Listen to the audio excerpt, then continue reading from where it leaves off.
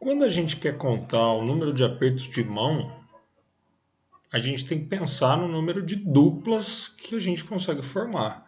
Que um aperto de mão é sempre feito através de uma dupla de pessoas. E a ordem não importa. Se eu falo que o João e o Pedro vão se cumprimentar, João e Pedro ou Pedro e João formam a mesma dupla. João e Pedro ou Pedro e João vão fazer apenas um aperto de mão. Então, eu tenho que selecionar uma dupla em que a ordem não é importante. Se a ordem não importa, você está usando combinação.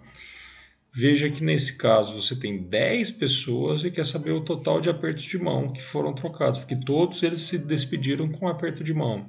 Então eu vou falar que eu tenho uma combinação de 10, 2 a 2. E vou anotar que essa combinação de 10, 2 a 2 vai fazer a contagem do número de duplas formadas. Número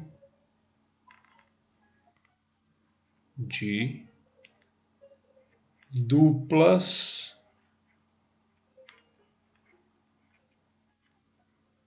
formadas.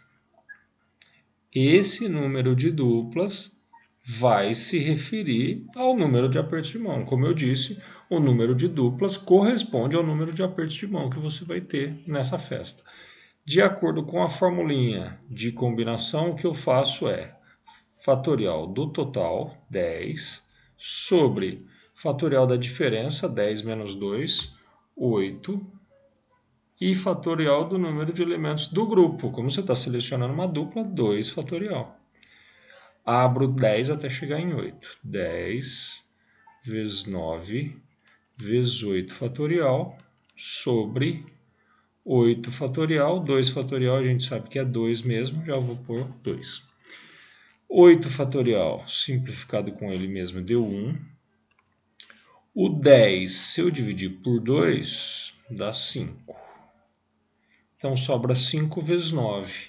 Quer dizer então que a combinação de 10, 2 a 2 vai ser 45.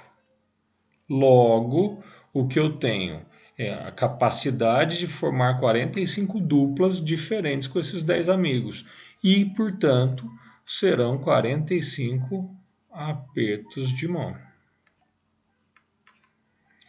Esse tipo de raciocínio de selecionar duplas é muito importante. Sempre tenha em mente que se você está selecionando uma dupla, a ordem não importa. Nesse caso aí, como eu falei, o João aperta a mão do Pedro, o Pedro aperta a mão do João, continua sendo o mesmo aperto de mão.